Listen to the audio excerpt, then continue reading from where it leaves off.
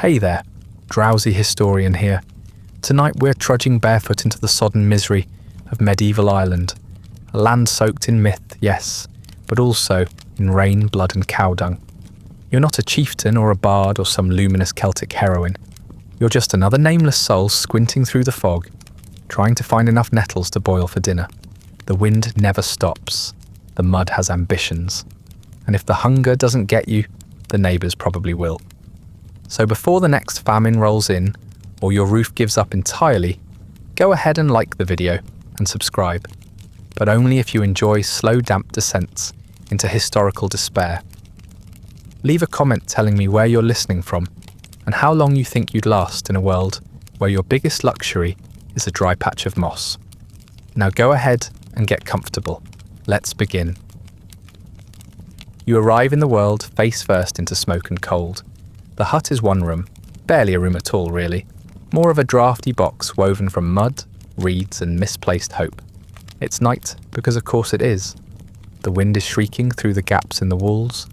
The fire has mostly gone out, and your mother is screaming in a language you haven't learned yet, but will one day use to beg for less pain.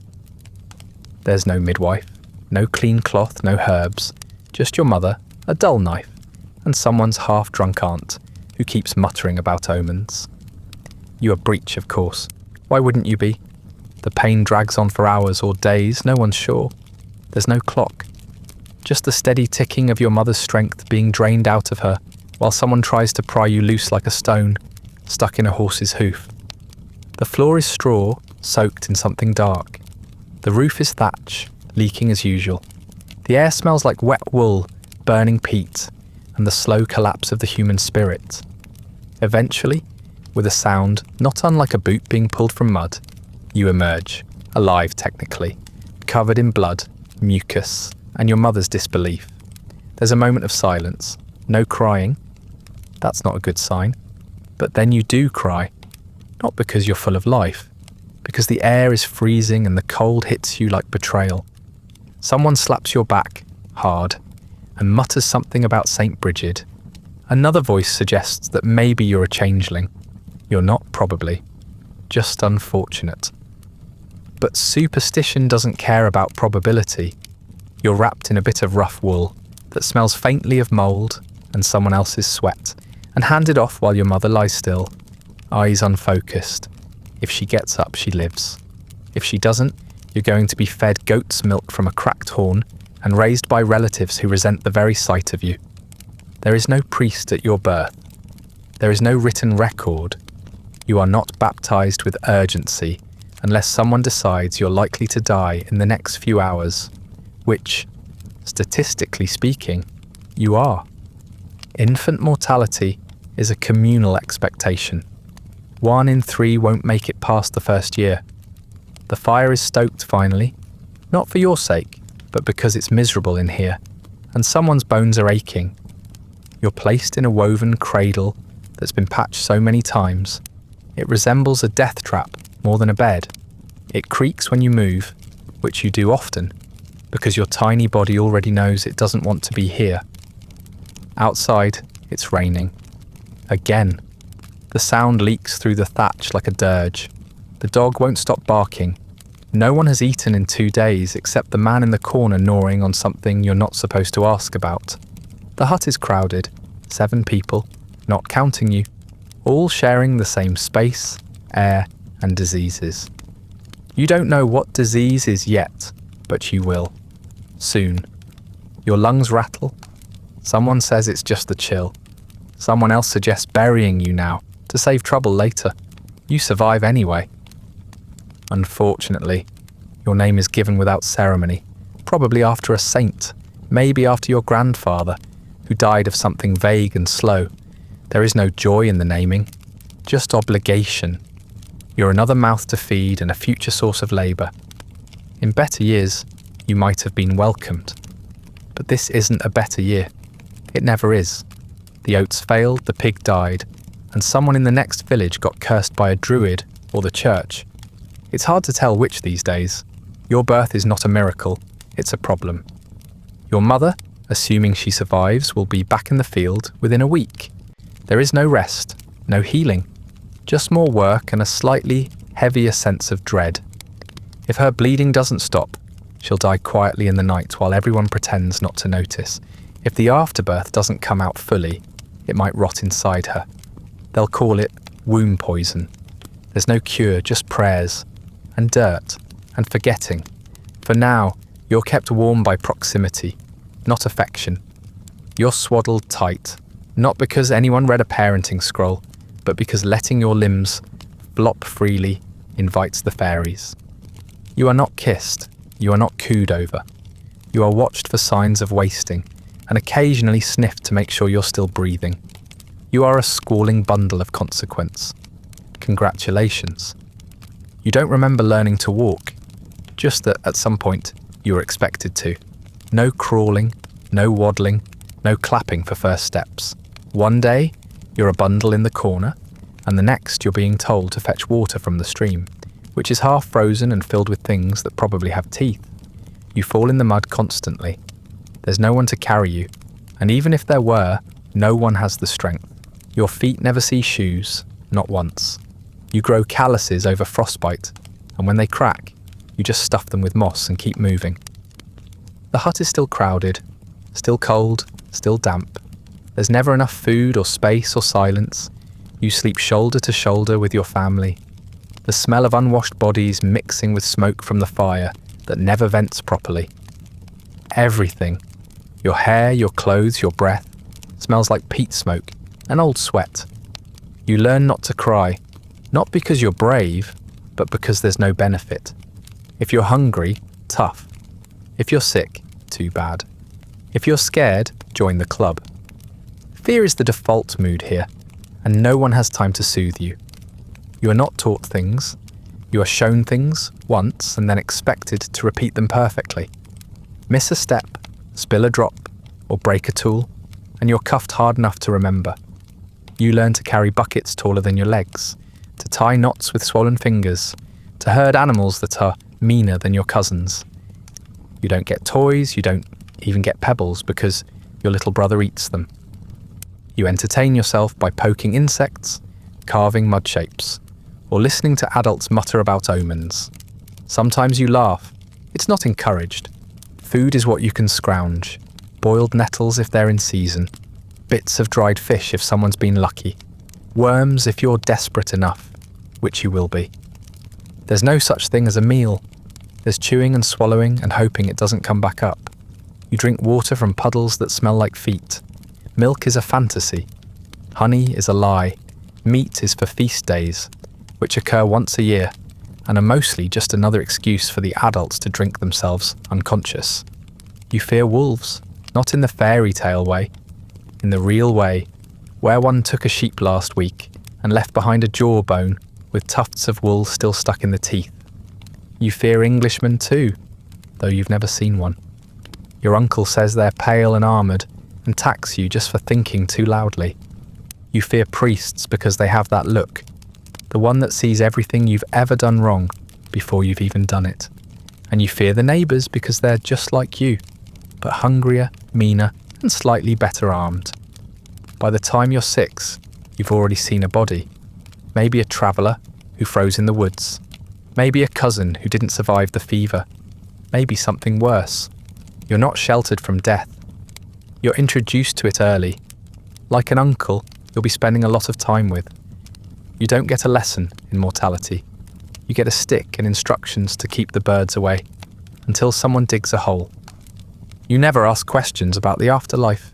Everyone assumes it's worse than this. There is no school. You learn what the adults know, which isn't much. How to dig, how to bleed a pig, how to avoid stepping on cursed stones.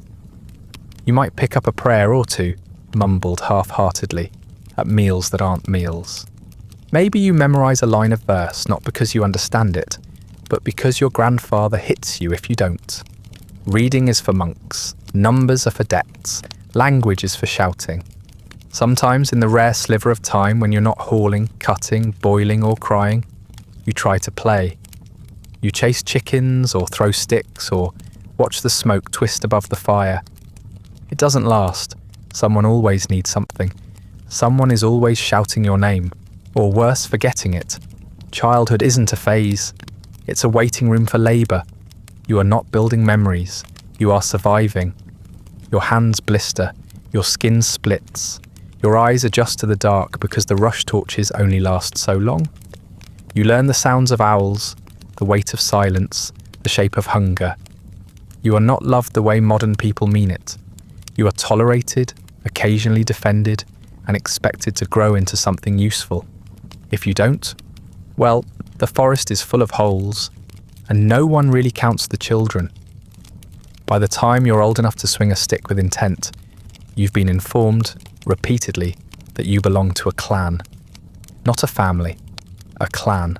A sprawling, shifting mess of cousins, uncles, half-uncles, step-cousins, bastards, and someone named Malachi who lives in a ditch but claims he's related to a king. You're expected to feel pride in this connection. You don't. It mostly feels like a threat. The only thing thicker than blood around here is the smoke from the fire, and neither one has ever done you much good. You don't understand how the power works. No one does, not really. There's a chieftain, of course, who wears too much fur and makes long speeches while scratching himself. Then there's the Breton, the judge, who carries a stick, speaks in riddles and settles disputes by quoting poetry that no one quite remembers. If someone steals your cow, he'll recite a verse about honour and issue a fine involving pigs, goats, or a particularly offensive song. If someone kills your brother, he'll do the same. Justice isn't blind here. It's just very, very confusing. Loyalty is demanded constantly, but rarely returned. You're supposed to stand with your kin, even the ones who hate you, even the ones who once tried to drown you in the river over a turf-cutting argument. If someone from your clan is insulted, you're expected to fight. If they're killed, you're expected to avenge them. But if you're the one who dies, well then maybe, just maybe, someone will mention your name during a drunken gathering before promptly forgetting it again. Feuds are a way of life. You inherit them like bad teeth and weak lungs. You're already at war with people you've never met, for reasons no one can fully explain. Maybe your great-grandfather stole a horse.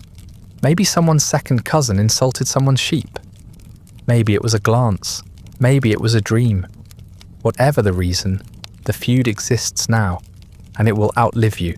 Your death might add to it, might escalate it, might mean nothing at all. Sometimes the fighting is official. The chieftain declares a raid and everyone sharpens sticks and pretends this is noble. You rush towards some distant cousin's settlement, burn their grain, maybe take a pig, and call it victory. Other times, it's less formal. A rock thrown in the night, a dagger in a back, a torch in a thatched roof. You learn quickly to sleep lightly and hide anything worth stealing, which isn't much. Your life isn't measured in years.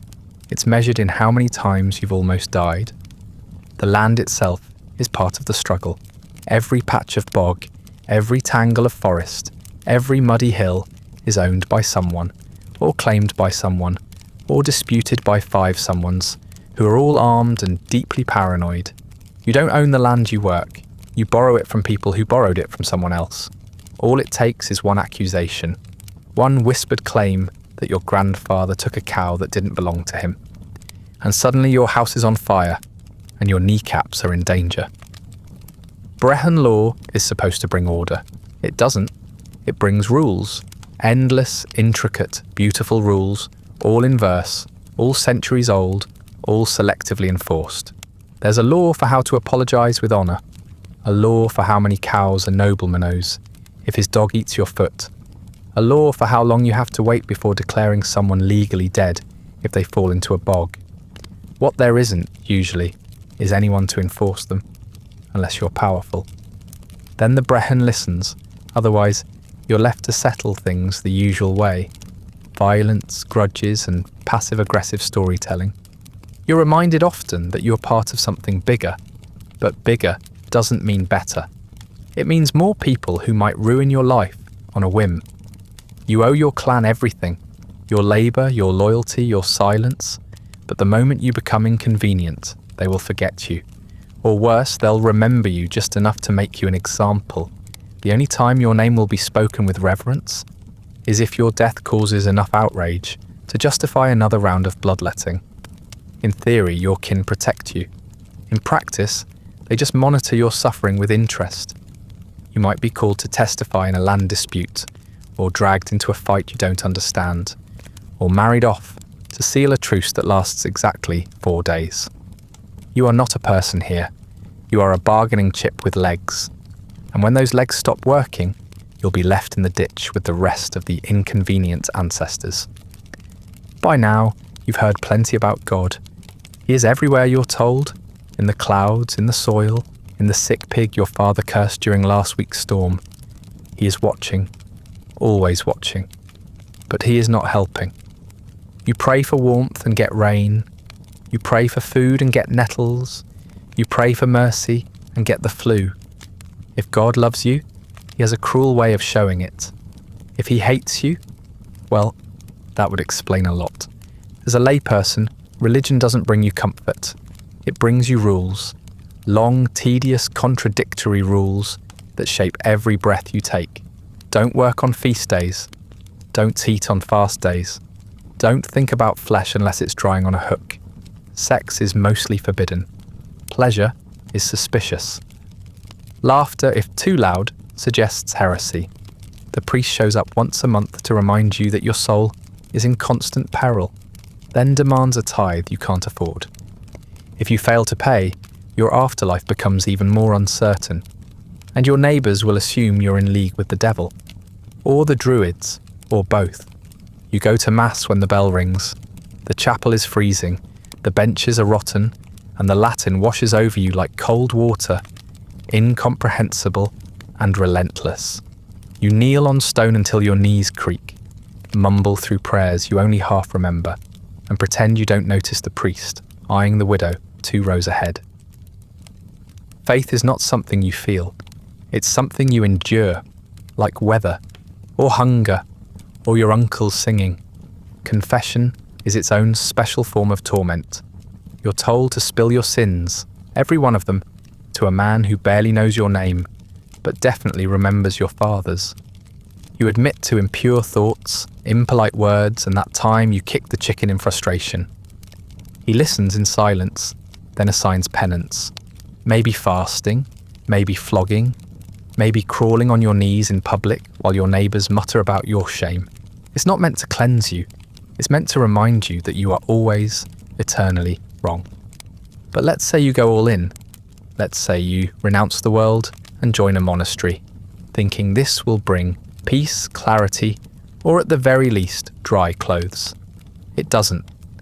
Monastic life is not a sanctuary. It's just a different kind of suffering. You wake before the sun to chant in a room that smells like mildew and ancient guilt. You copy texts you don't understand until your fingers cramp. You eat gruel, you sleep on wood, and you flagellate yourself with a stick because Brother Aidan told you it builds character. The monks are not holy, they're exhausted. Half of them are here because they had nowhere else to go. Bastards, debtors, third sons, political problems in itchy robes. They compete for piety, like drunkards compete for last call, loudly, pointlessly, and with increasing violence. One beats himself until his back looks like a butcher's slab. Another fasts until he faints in the garden. You try to keep up, but eventually you realise no one's keeping score. God, if he's watching, doesn't blink. The monastery itself is a tomb. Cold stone walls, dripping ceilings, rats that seem to have taken vows of silence. The library is full of books you can't read, guarded by monks who won't share.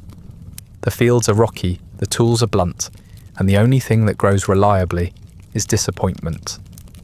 When it rains, and it always rains, you are soaked during prayers and shivering during chores. You contemplate the nature of divine love while wringing out your robe with blue hands.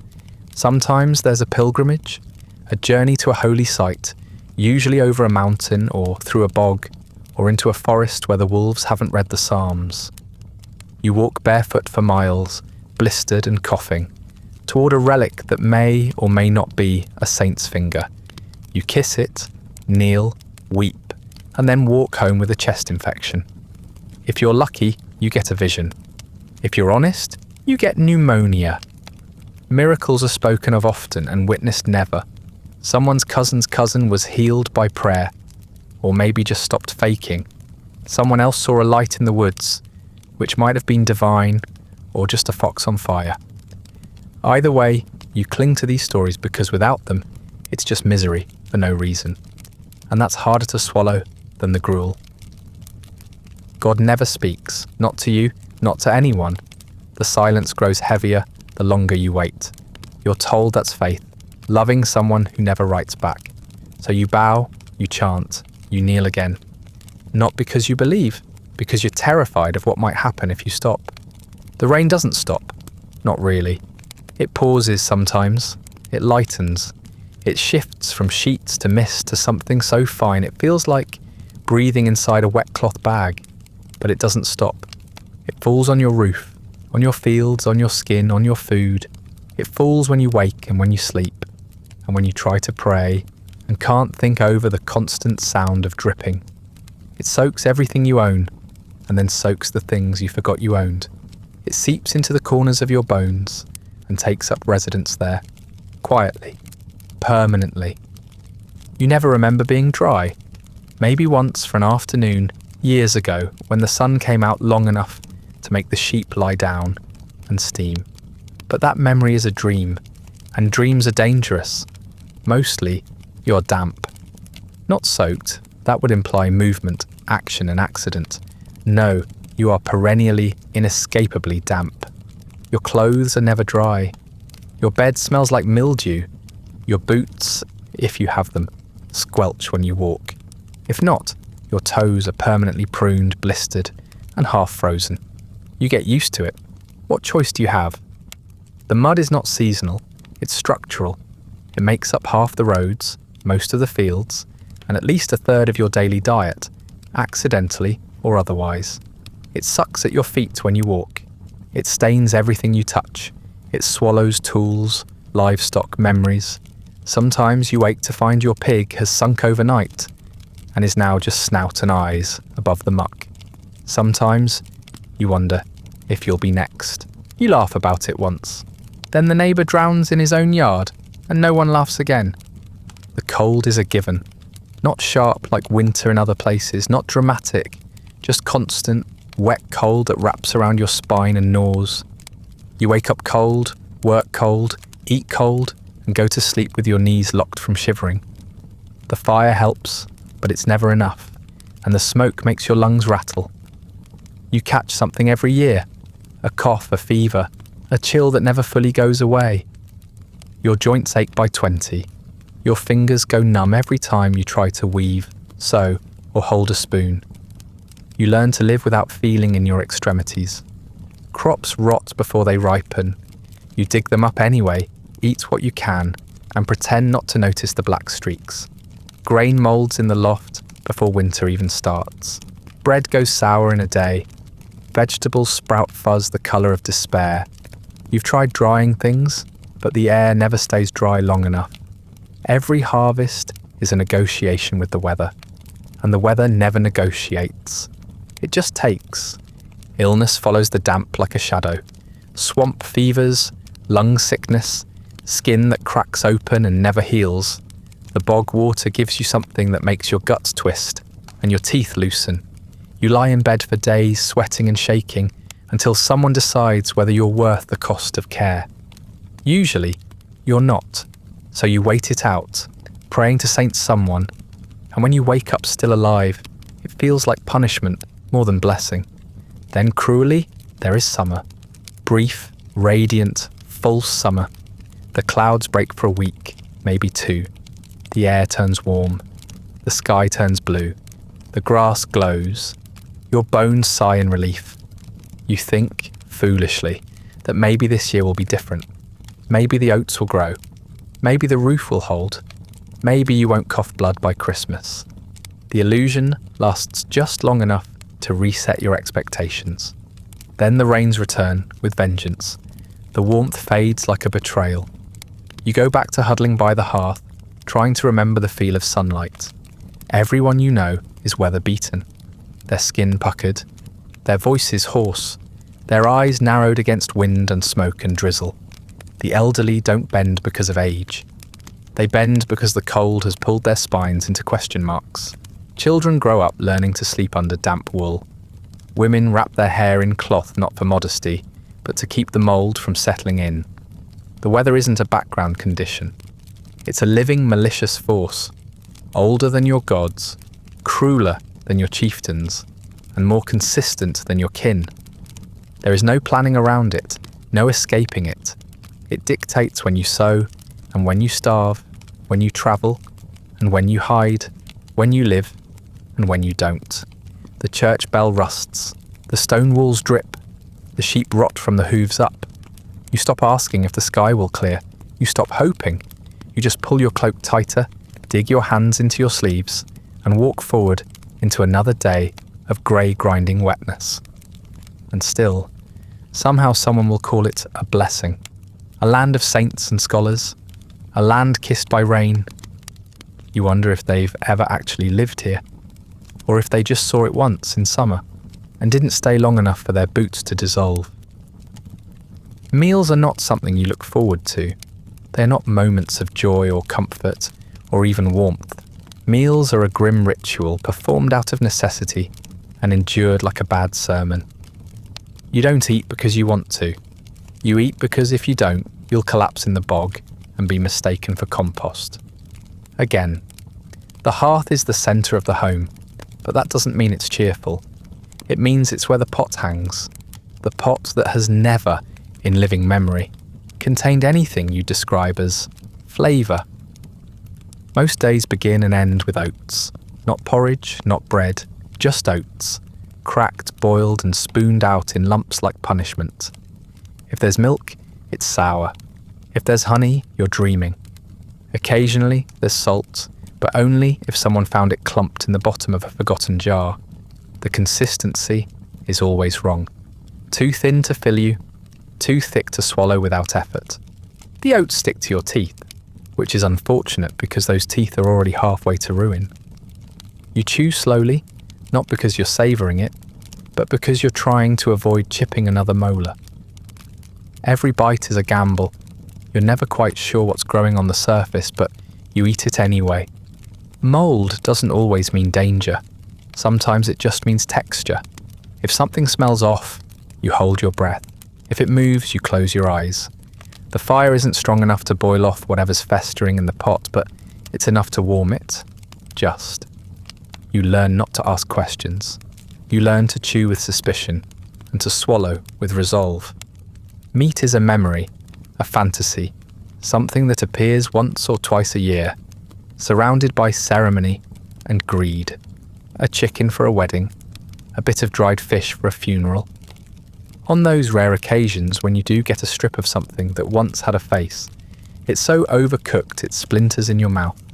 The bones are chewed, sucked, then boiled down into a thin broth that smells like regret and tastes like smoke.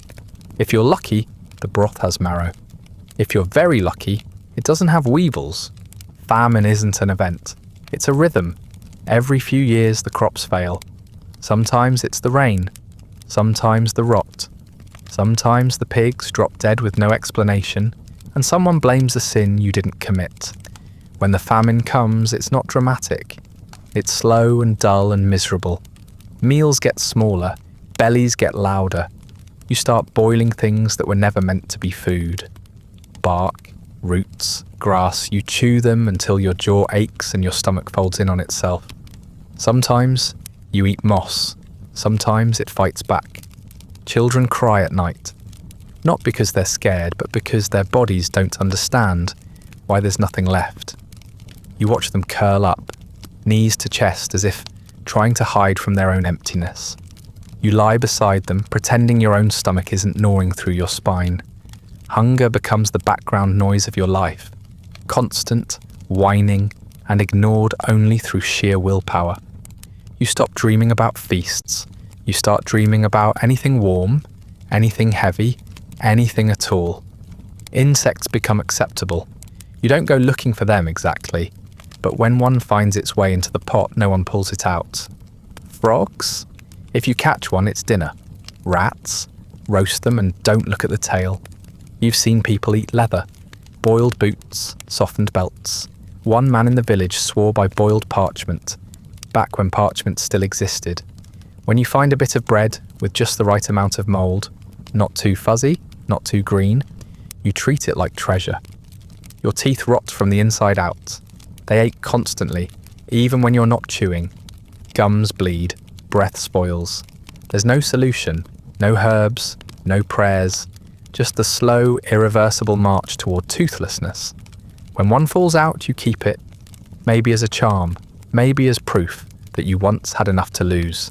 You mash your food against the roof of your mouth like a baby. You try not to think about how soon you'll be gumming bark paste and nettle mush with the other toothless old ghosts. Cooking is an act of desperation. You throw whatever you have into the pot, roots, oats, scraps, weeds, and stir until it forms something thick enough to fill a bowl. The smell is earthy in the worst possible sense, like a grave that hasn't fully settled. You eat quickly, not because you're hungry, you're always hungry, but because if you don't, someone else will. There is no sharing here. There is only survival. And when you sleep, stomach hollow and breath sour, you dream of roasts, of meat that falls apart under a knife, of bread with golden crusts, of fat dripping from a bone held in both hands. You wake to the sound of a mouse chewing the wall beside your head, and you wonder how many more days it will take before you consider chasing it down. You don't have a job, you have a sentence. There's no such thing as a career path in medieval Ireland, just a long stretch of labour ending in death, with occasional pauses for illness or injury. You begin working the moment you're able to lift something heavier than your own head, and you don't stop until your spine gives out, or someone finally has the decency to bury you. Work isn't something you do, it's something you are. You are toil in human form, trudging through rain and muck to carry wood for a fire that won't last and tend crops that probably won't grow. Most days begin before the light does. You wake to the sound of coughing, grumbling, and pigs rooting through the hearth ashes. The air inside the hut is thick with smoke and breath, and the lingering stink of whatever passed for dinner last night. You eat, or don't, and then stumble outside into the same wet, unforgiving landscape that has mocked your efforts for years. The tools you carry are worn, splintered, and heavy, much like your spirit. If you're lucky, you work on a patch of land technically claimed by your clan, but functionally ruled by whatever chieftain or English lord has the sharpest blades this season. You sow oats, you dig ditches, you clear stones from the field, even though the stones seem to return overnight, like they're breeding in the soil just to spite you. You carry water, chop peat, herd livestock, mend fences. Every task is urgent. Every task is endless. You finish one thing only to be handed 3 more. And at the end of the day, nothing looks better. The field is still a bog. The fence is still crooked. The pig still hates you. Maybe you're not even that lucky. Maybe you're one of the poor souls sent to work in a quarry, hacking stone out of the earth for someone else's church or castle. The rock is cold, the tools are crude, the overseer is cruel. You swing your hammer until your hands blister, then bleed, then crack. There are no gloves, no brakes, just stone dust in your lungs and the knowledge that this work will never be finished because no one wants it to be. A half-built church is a good excuse to keep you working for another decade. Or perhaps you herd pigs. A noble calling, if by noble you mean wet, lonely, and constantly in danger of being gored. Pigs are not friendly, they are not clean, they are not grateful. They are angry slabs of muscle with tusks, and you follow them through brambles and swamps all day, trying to keep them from getting eaten or lost or stealing food you didn't even know was there. You sleep beside them. You smell like them. People start calling you Pig Boy, and no one bothers to learn your real name. If you're especially unlucky, and statistically speaking, you are, You might be working under duress, as a bonded labourer, as a slave, as someone who made the mistake of being born in the wrong village at the wrong time. You work not for yourself or your family, but for someone who sees you as a replaceable limb. You do what you're told, when you're told, or you bleed, sometimes both. Your choices are limited to how loudly you groan and how quickly you collapse. There are no wages, there is no retirement, there's barely recognition. The only reward for hard work is the brief illusion that maybe, just maybe, you won't starve this winter. Your hands are cracked, your back aches constantly, and your knees have begun to betray you every time you try to stand. You're 25 and feel 70. Your fingers are crooked, your shoulders uneven, and your joints grind like millstones. There is no day off. There is only not dead yet. Some people try to escape it. They run to the woods, become bandits, or join monasteries thinking they'll find peace. They don't. Bandits get hunted. Monks just work for God instead of landlords. And God, as it turns out, doesn't believe in rest either. The work follows you. It is the air you breathe and the ground you crawl across. Even dreaming about freedom is exhausting. No one thanks you. No one notices. You are a moving part in a creaking, groaning machine built to keep itself just barely functioning. If you die in the field, and many do, they bury you where you fall or roll you into a ditch with whatever's left of your dignity. The work doesn't stop. Someone else picks up your tool before your body's cold. And so you keep going, not because you're strong or hopeful or determined, but because the alternative is death, and death is only marginally less muddy. You don't need to understand disease to suffer from it. In fact, most people around you have no idea what causes it. They'll blame the wind, or sin, or a fairy curse, but not the rats, or the spoiled oats, or the man who just coughed into your face after licking his fingers clean from a communal bowl.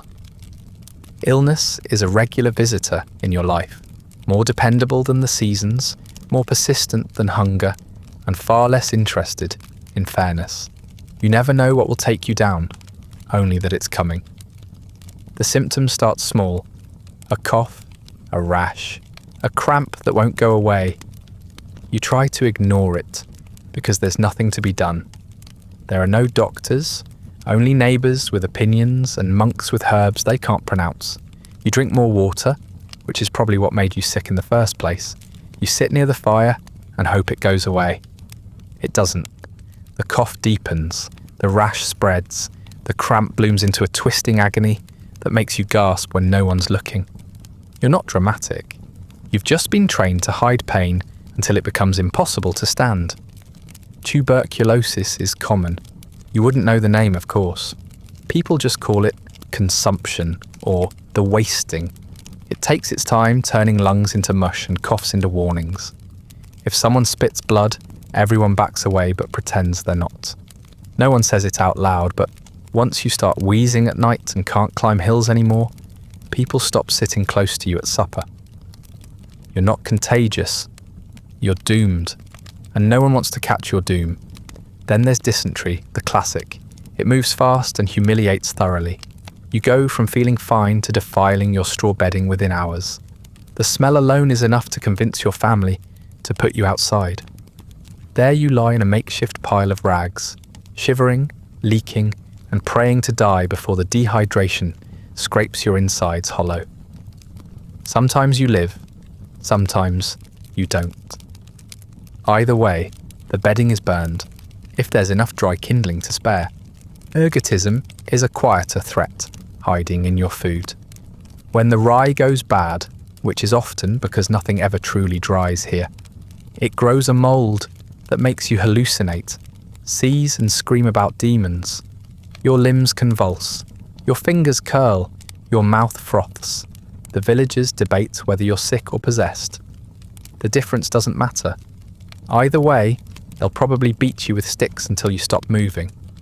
Skin ulcers are more of a slow burn horror. They start as itches, then they become weeping sores that never heal. Your clothes stick to them, and peeling fabric off is a scream you try to keep inside. Infection follows. Fever comes next. There's no term for sepsis, but everyone knows the signs. The smell, the swelling, the sudden silence when someone who was moaning simply isn't anymore. If the wound doesn't kill you, the fever might. If neither does, the priest might show up and tell you it's penance. Leprosy is the big one. Rare, feared, and utterly misunderstood. People think it's contagious by sight alone. If you start losing feeling in your hands or notice your nose going soft, you keep it quiet, as long as you can. Once it's known, you're exiled, sometimes to a leper house, if you're lucky. Sometimes just to the woods. People throw food near you, pray in your direction, and tell stories about your sins to their children. You become a walking warning. Eventually, you become bones in the undergrowth. There is no medicine, not in any modern sense. The closest thing is healing, which usually involves equal parts prayer, guesswork, and outright abuse. You're offered concoctions of herbs boiled with spoiled milk. You're told to sleep with a relic. You're smeared with fermented cow dung. Sometimes a monk chants over you. Sometimes a neighbour sprinkles blessed water and tells you to stop complaining. No one knows what they're doing. They're just throwing traditions at your suffering and hoping something sticks. Monastic infirmaries exist. If you're within walking distance and not actively bleeding, they are not hospitals. They are cold rooms with pallets and prayer books. The monks mean well usually, but their treatments involve more flagellation than comfort. They think illness is spiritual. You're told to confess more, to fast, to accept God's will. When you finally pass out from fever, they consider it progress, a sign you're closer to the divine. And yet, somehow, you survive. Not because of the prayers, not because of the poultices, because your body, against all odds, chooses not to die. At least not this time. You recover slowly.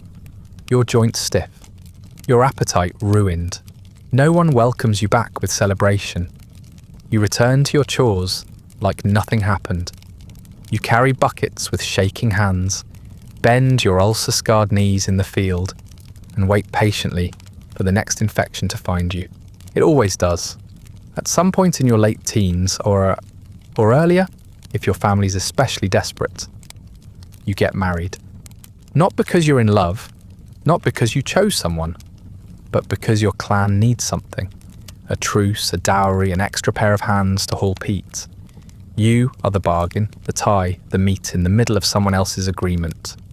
You're told who it is, when it happens, and what to wear. There's a feast technically, but it mostly involves drinking too fast and pretending the oatcakes aren't stale. Someone sings, someone vomits. You don't remember much else. Your spouse is not a stranger exactly. You've probably seen them from across the field, or at church, shoveling muck or spitting into the fire. Maybe you've shared a few words, maybe not. Either way, the expectations are clear. You will share a bed, you will make children. You will work side by side, or at cross purposes, until one of you dies, likely from something wet and wheezing. Romance is not part of the arrangement.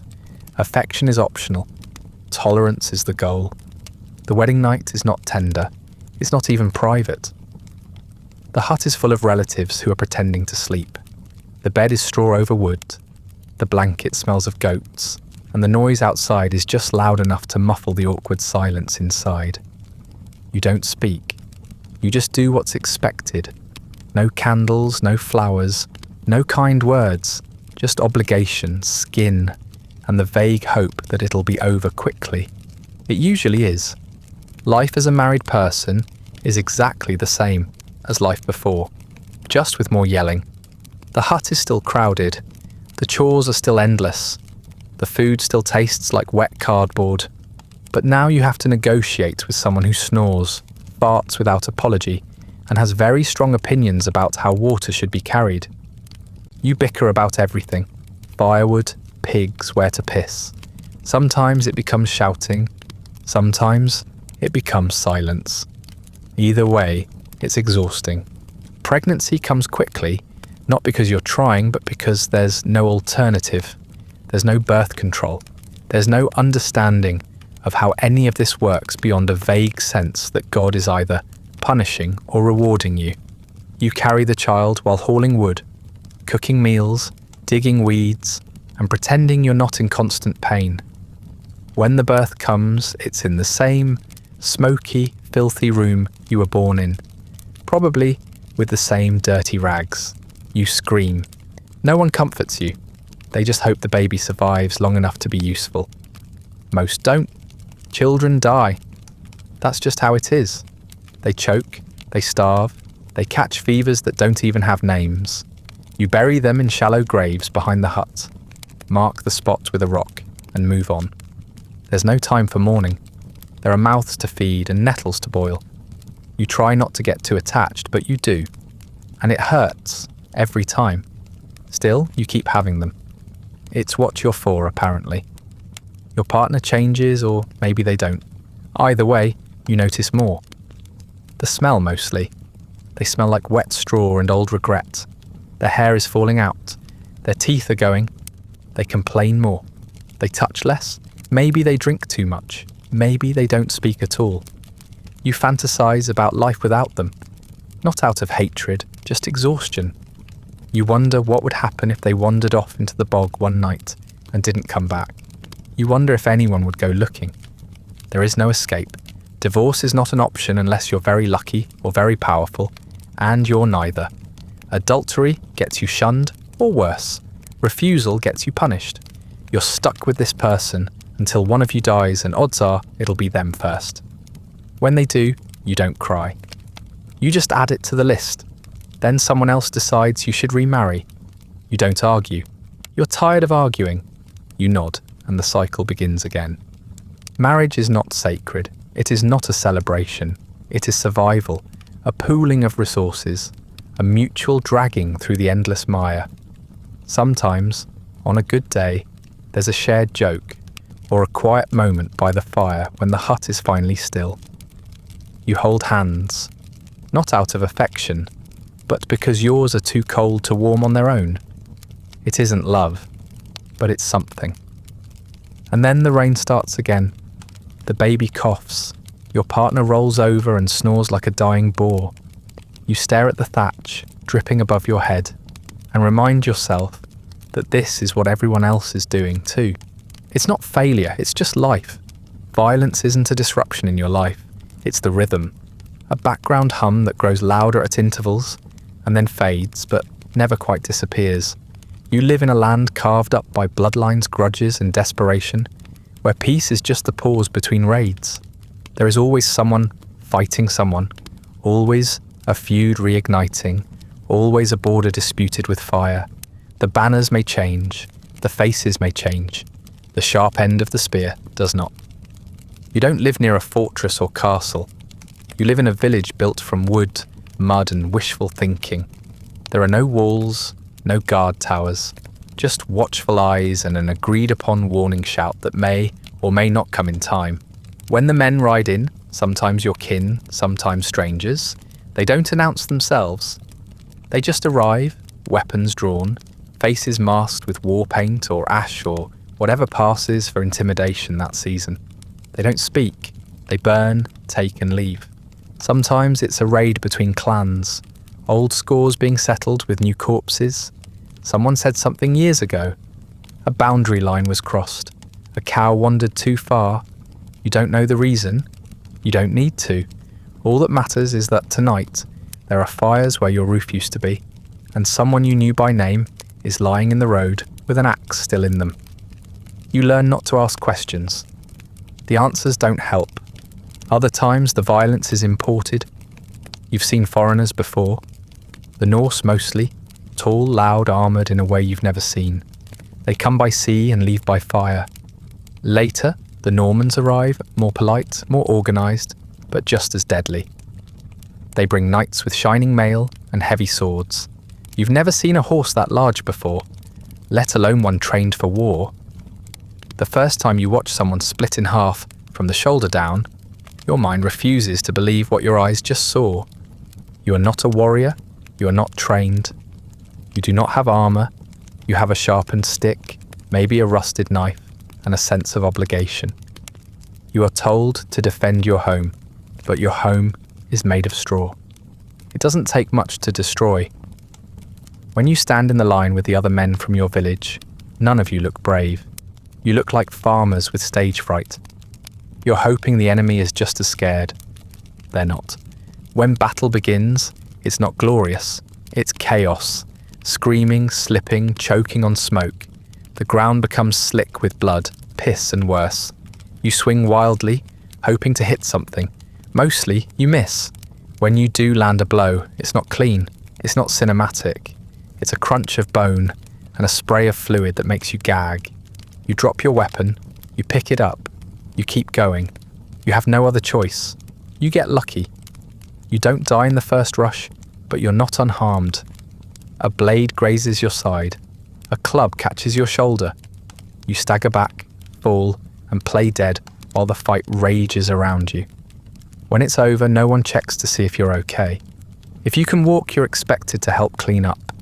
If you can't, they leave you where you lie. The crows always find you before the priest does. Sometimes the fighting isn't out there. It's in your own home. A drunken relative, a neighbour with a grudge, a visiting soldier who decides he likes your belongings better than you do. The violence isn't formal. It's sudden, intimate, and vicious. A slammed door, a shouted insult, a body in the fire pit before anyone can intervene. Justice won't arrive. There's no one coming to make things right. The person who hit you today might help you dig a ditch tomorrow. You learn to nod and keep your knife within reach. There is no trauma, not because it doesn't exist, but because there's no time for it. You see things, horrible things, bodies, burns, sobbing survivors. You bury the images under work, mud, and silence. You wake up screaming sometimes. No one asks why. They already know. They've seen the same things, maybe worse. You carry the fear in your bones. It shapes how you walk, how you sleep, how you grip your tools. You don't cry anymore. You just flinch. And yet, every so often, there's a lull. A year or two without a raid. A harvest that goes unpillaged. You start to hope. You plant more than you should. You fix the roof instead of just patching it. You speak softer, sleep deeper. That's when it comes. Not from over the hill or across the sea, but from within.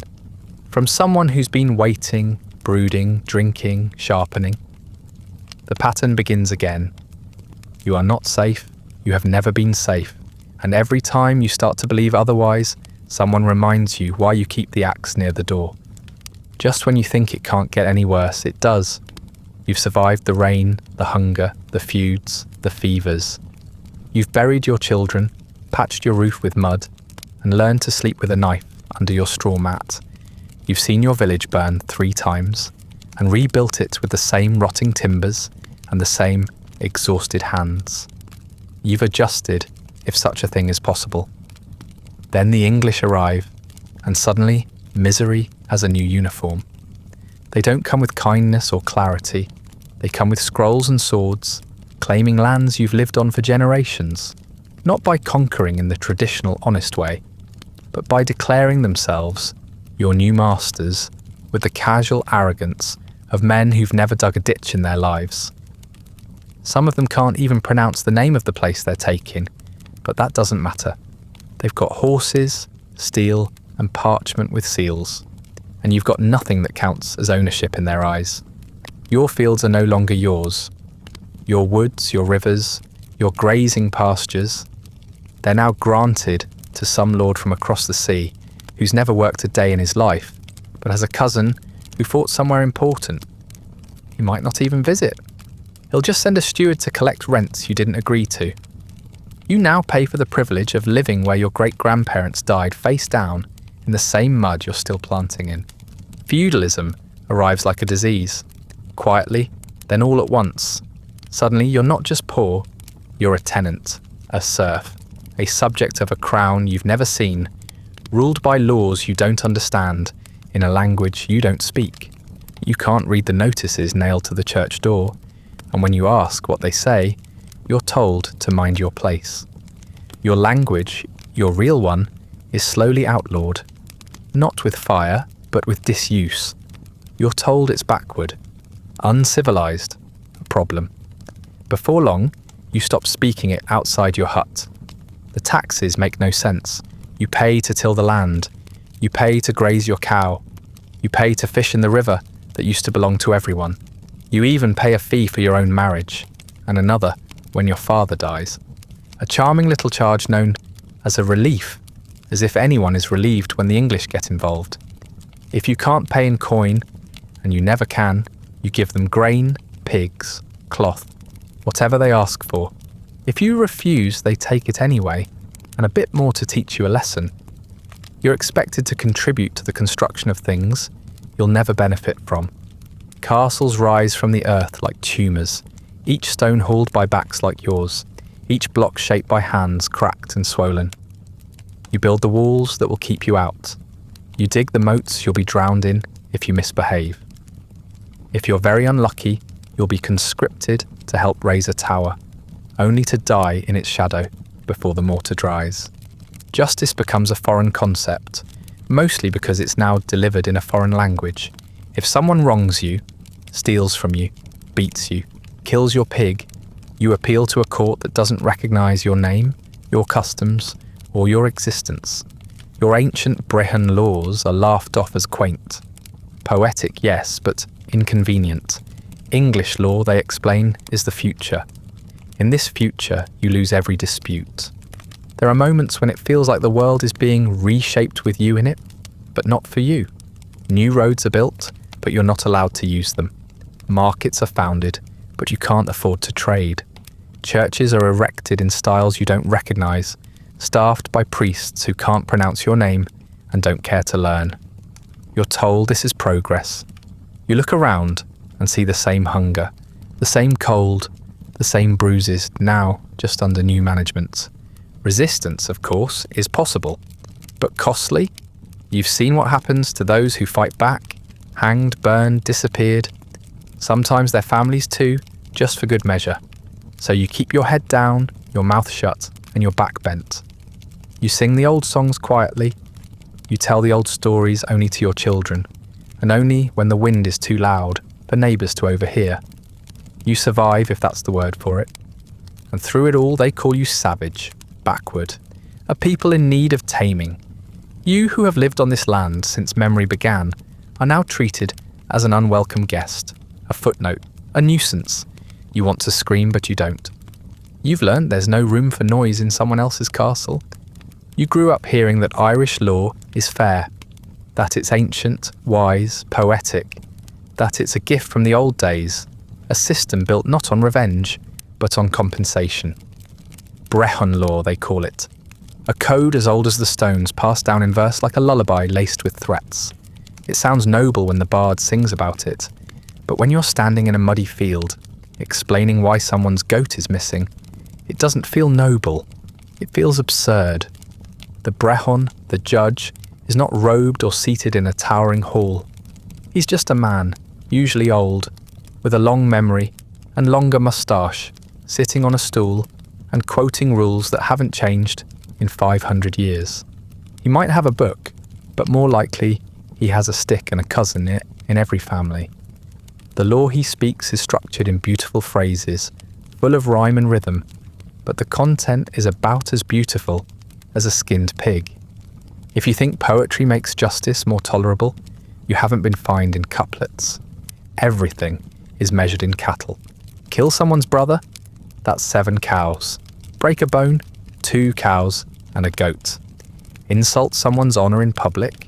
Half a cow, maybe a pig, depending on how loudly you said it. The richer the person you offend, the more livestock you owe. It's called an eorek, a blood price, and it's supposed to prevent cycles of revenge. In reality, it just ensures the poor bleed twice, once when they're attacked, and again when they have to pay for the privilege of surviving. You don't own cows. At best, your cousin owns one that you occasionally touch. So when a judgment falls on you, when your child throws a rock at someone slightly more important, or your sheep wanders into the wrong patch of grass in Turkey, you don't pay with cattle.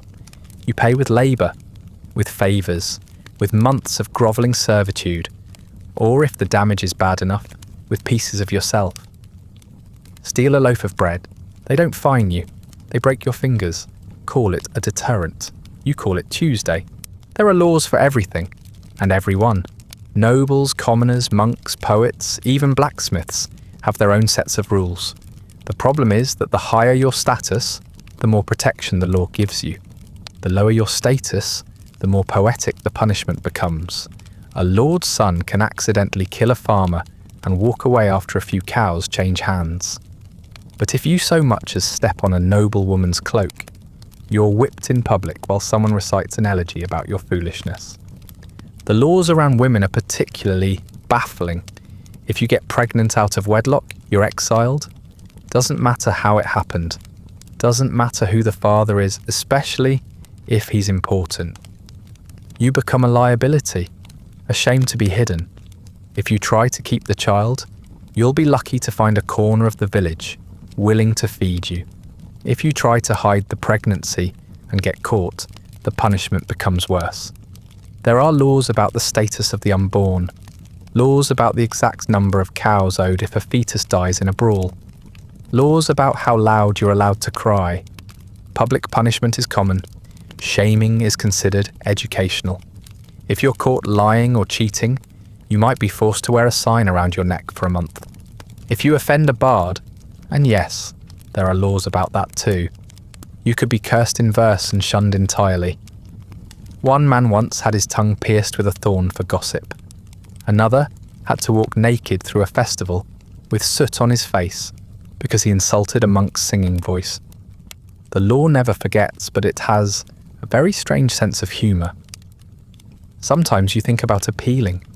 You imagine standing up in front of the brain, explaining your side, quoting the old verses back at him like some kind of folk hero. But you know how that ends. He nods, frowns, consults the sky for spiritual guidance, and then fines you 2 cows for wasting his time. The system isn't broken.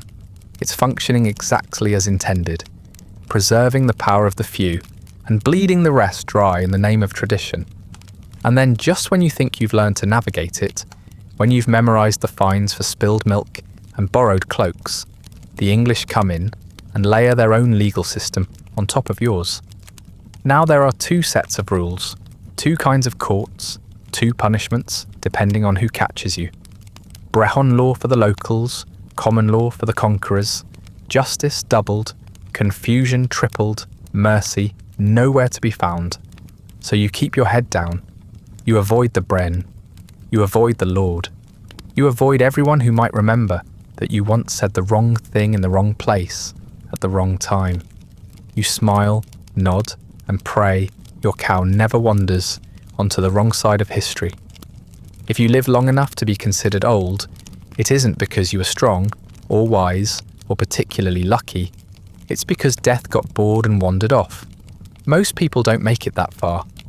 Infection, childbirth, starvation, violence. They all take their turns trying to remove you from the population. But somehow, you slip through the cracks. You reach what passes for old age in medieval Ireland. 40, maybe 50, if you're truly cursed with resilience. And by then, you are no longer living. You're decaying in slow motion. You don't walk so much as shuffle.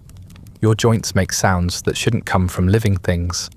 Knees grind, hips click, spine curls like a drying leaf.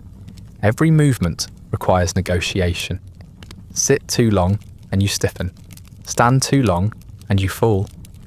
You can't kneel in church anymore without assistance and a prayer that your knees won't betray you mid-chant. No one expects you to work, not because they respect your age, but because they know you'll just get in the way. Your eyes go first. The smoke from the hearth has been slowly eroding them for decades. You see shapes, shadows, vague outlines of people who may or may not be your relatives. You recognize them by voice or smell. If they speak softly, you smile and nod. If they speak sharply, you pretend not to hear. It's easier that way. The world blurs and you stop looking at it. Your vision turns inward, to memories that are probably half lies and half fever dreams. But no one's going to fact check you. Your hearing fades too, but not completely. You hear the wind, the rain. the coughs from the other corner of the hut. You hear the younger ones whispering about you, whether you're worth feeding, whether the bed you sleep on might be better used for someone with more years ahead than behind. You pretend not to notice. Sometimes you agree with them, but it's not your choice. It never was. You have no teeth, or if you do, they are clinging to your gums out of spite.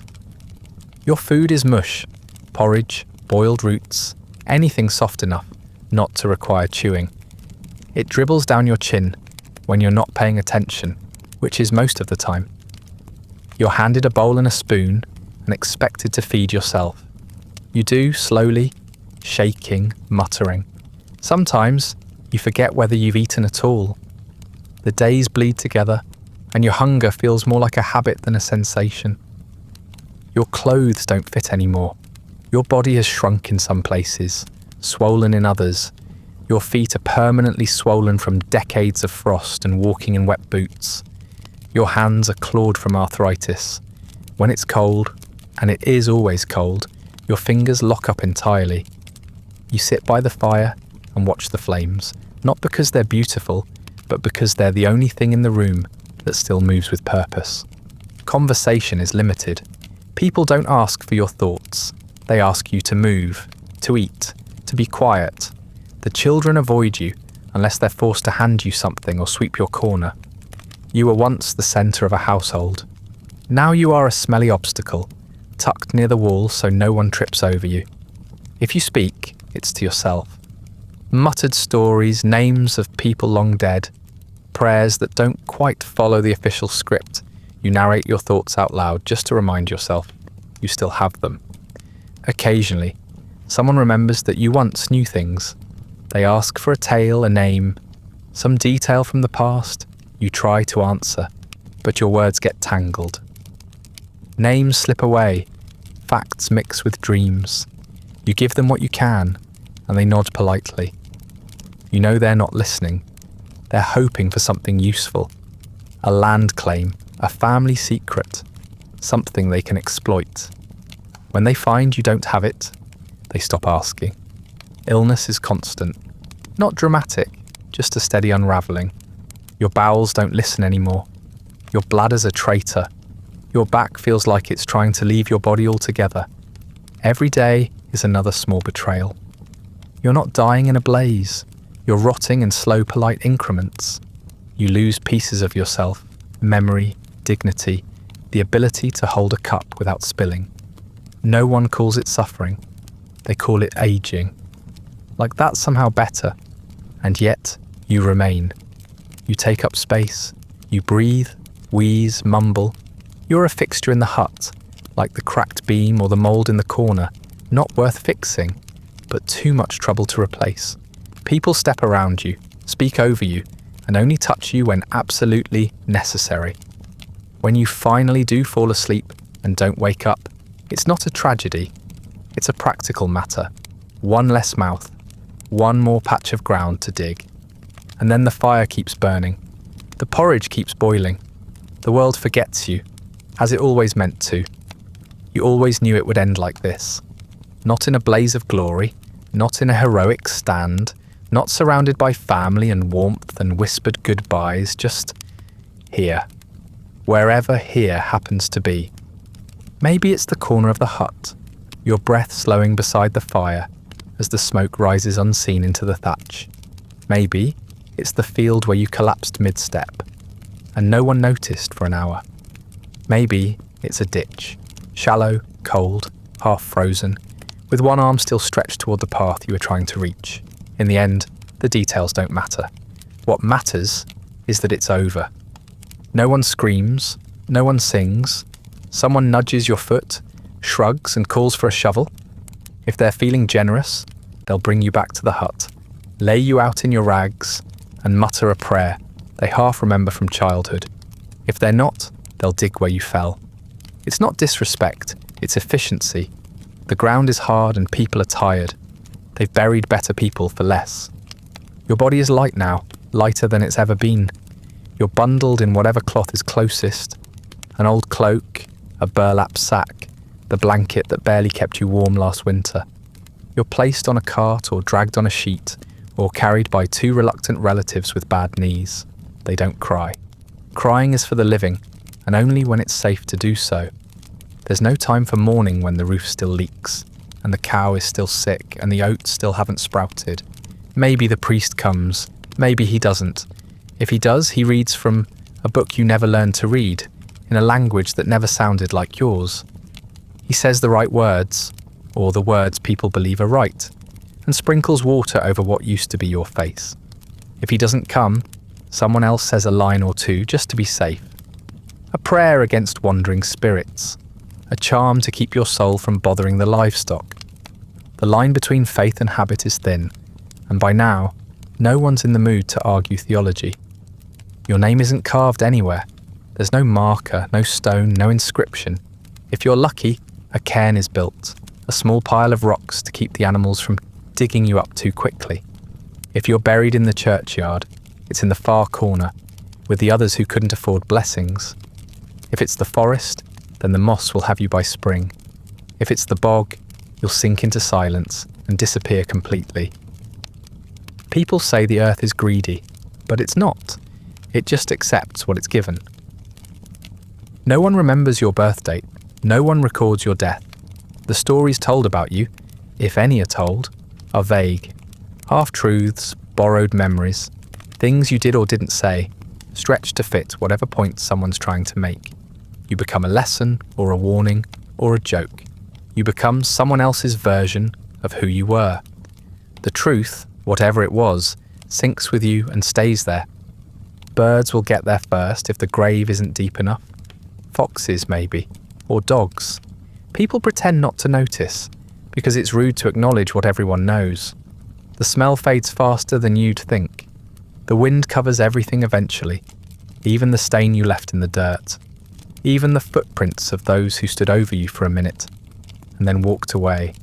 Your absence doesn't echo. It just settles. Your bowl is passed to someone else. Your bed is repacked with fresh straw. The fire keeps burning because it has to. The world doesn't stop. Not for you, not for anyone. Life is too wet, too hungry, too loud. The silence you leave behind is quickly filled with chores and coughing and rain. And yes, the rain keeps falling. Of course it does. It falls on your grave, on the path they carried you down, on the roof above the people who didn't cry. It softens the earth, blurs the edges, washes away the last signs that you were ever here. In time, even the cairn will collapse. The grass will return, the ground will rise, and no one will know you were ever beneath it. That's not tragic, not really. It's just the way of things. You were born, you suffered, you endured more than anyone should have to, and now you rest. Not in peace, that's too much to ask, but in stillness. At last, centuries pass, the world shifts, empires rise and fall, borders change, languages warp into new shapes. Your name is gone, along with your bones and your hut and the muddy patch of land where you once cursed the wind. But somehow you return, not in flesh of course, but in verse, in textbooks, in stories passed from mouths that never tasted nettle soup, never slept on straw soaked in someone else's fever, never worked a field with their bare hands until their knuckles bled. They talk about your time as if it was golden, a mystical, noble age full of fierce warriors and wise druids and fiery-haired maidens with tragic fates. They call it romantic, poetic. They say the people were simpler then, closer to the earth, guided by myth and moonlight. They call your suffering the spirit of the land. They call your silence dignity. They carve your agony into stone, stitch it into tapestries, and act like they're honouring you. Tourists arrive by the thousands. They walk over your grave without knowing it, snapping photos beside ring forts and ruined abbeys, wearing branded ponchos and complaining about the drizzle. They buy postcards with ancient script and plastic replicas of iron brooches, made in factories far from the bogs you once froze in. They marvel at the resilience of the Irish people, as if resilience was a gift, not the only option left. They sip coffee near the site of your death and tell each other how spiritual it all feels. The bards, or what's left of them, sing songs now. Not about you, specifically. You're not important enough for that. But about people like you, polished into archetypes. The noble peasant, the tragic mother, the brave son who went off to war and never returned, presumably to make some heroic last stand that never actually happened. Your life, full of hunger and filth and aching joints, is repackaged as sacrifice, as passion, as something worth reenacting at seasonal festivals where the worst part of anyone's day is a lukewarm meat pie. Historians argue about the era you lived in. They write papers, they give lectures, they debate whether your community structure was truly egalitarian, whether Brehon law was progressive for its time, whether clan life offered a meaningful sense of belonging. They quote from annals written by monks who never spoke to you and poets who never ploughed a field. They publish theories about what your diet must have been like. They guess wrong. They always do. Sometimes your image is painted on a mural. Not your actual face, of course, but an imagined version of you. Rosy cheeks, flowing hair, clean clothes, and a wistful look aimed toward a sunset that never existed. No one draws the sores. No one includes the cracked teeth or the swollen joints or the lice. No one shows the cold. The art is tasteful, marketable, suitable for souvenir tea towels. Your language, once outlawed and beaten out of your descendants, is now taught in classes abroad by smiling professors with approved pronunciation guides. Your songs, once whispered into peat smoke and passed along broken family trees, are performed by polished voices under stage lights. The pain is filtered out. The parts that remain are haunting, beautiful, profitable, and when people speak of your life, not yours exactly, but the general suffering of your time, they do so with awe, as if it was all noble, as if you chose it, as if you stood proud in the rain, barefoot and freezing, and declared yourself content to be part of history. They forget you cried, that you broke, that you begged, sometimes silently, for it to stop, that you died unnamed, unblessed, and mostly unnoticed. They make it sound like you belong to a higher purpose, like your starvation built character, like your suffering carried weight. It didn't. It just hurt. And then it ended. That should have been enough. But instead your memory is harvested like turf, dug up, reshaped, and burned for warmth by people who'll never feel what you felt. So now, centuries later, you are poetry, not a person, not even a story really. Just an idea, a symbol, something tidy that can fit between chapter headings and heritage centre brochures. Something clean, something beautiful. But you weren't beautiful. You were cold, you were tired, you were afraid, and now you're gone.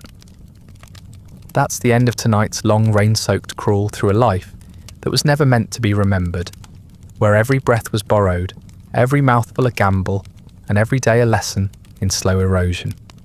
Thanks for sticking around through the rot, the cold, and the quiet indignity of simply surviving medieval Ireland. If you're still awake, feel free to like, subscribe, and leave a comment about which part of this damp, thankless existence would have done you in first. Sleep well.